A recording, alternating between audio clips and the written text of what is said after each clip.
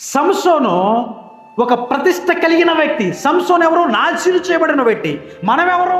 ప్రతిష్ట చేయబడిన వ్యక్తులు. మనమెవరు? ఒక ప్రత్యేకమైన జీవితానికి వచ్చిన వ్యక్తులు. ఆయన్ని మనల్ని పోల్చుకున్నట్లయితే మనము ఆయనకి సరిపోల్చబడతాం. దేవుడు ఆయనకు ఆత్మను అనుగ్రహించాడు, బలవంతుడయ్యాడు. దేవుడు మనకు ఏమిచ్చాడు? పిరికితన గల ఆత్మనిచ్చాడా? ఇంద్రియ నిగ్రహత గల ఆత్మను ఇచ్చాడు.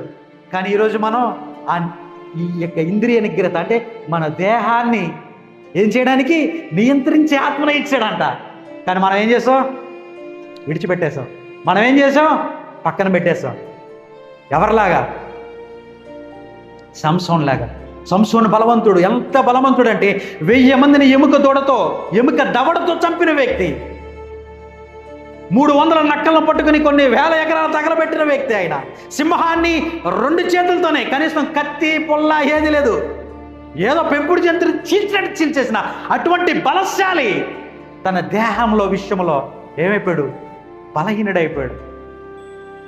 బయట ఉన్న వ్యక్తుల మీద బలాన్ని ప్రదర్శించాడు, కానీ తన లోపల ఉన్న తన శరీర విషయంలో బలహీనుడు. ఈరోజు మనం కూడా అటువంటి బలహీనతలో ఉన్నామేమో. ఈరోజు మనం కూడా అటువంటి చచ్చిపోయిన స్థితిలో ఉన్నామేమో. దేవుడు ఎందుకు ఎన్నుకున్నాడయా సంసోన్ అంటే? ఫిలిష్తీయులు దండు ఒకవేళ వస్తే ఈయన వెళ్ళి పోరాడాలా. ఎందుకంటే 40 ఏళ్లగా దాస్యంలో బతుకుతున్నారు. ఫిలిష్తీయుల వారిని దాస్యంలో పెట్టి తొక్కుతూ ఉంటే దేవుడు దిగి వచ్చి సంసోన్ని నియమించుకున్నాడు ఒక న్యాయాధిపతిగా. బాబు, వారి నుంచి ఈ ప్రజలు విడిపించని. ఈయనేం చేస్తున్నాడు? పోరాటం నుంచి డైవర్ట్ అయిపోయాడు. ఈయన ఫిలిష్తీయుల దగ్గరికి వెళ్తాడు.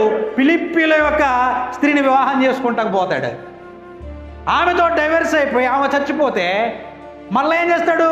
దిలీలా అనే మళ్ళీ ఒక్క ఫిలిష్తీయుల దగ్గరికి, మరి ఆ యొక్క యువత దగ్గరికి వెళ్తాడు. అసలు ఆయన నియమించినందుకు పోరాటం చేయమని. దేని గురించి? శత్రు సైన్యం ఫిలిష్తీయులు, శత్రు సైన్యం మిథ్యానీయులు. బలహీనుడు ఏం చేస్తున్నాడు పోరాటంలో? శత్రువును చంపట్లే. మన శత్రువు ఎవడంటే మన దేహము. మన శత్రువు ఎవడంటే లోకము. మన శత్రువు ఎవడంటే సాతాను. ఈ ముగ్గురి మీద మనం విజయాన్ని సాధించడం కోసమే దేవుడు మనకు ఆ ఆత్మను అనుగ్రహించాడు. ఆ ఆత్మను నువ్వు పొందుకున్నట్లయితే నువ్వు ఈ ముగ్గురి మీద విజయాన్ని పొందుకోగలవు.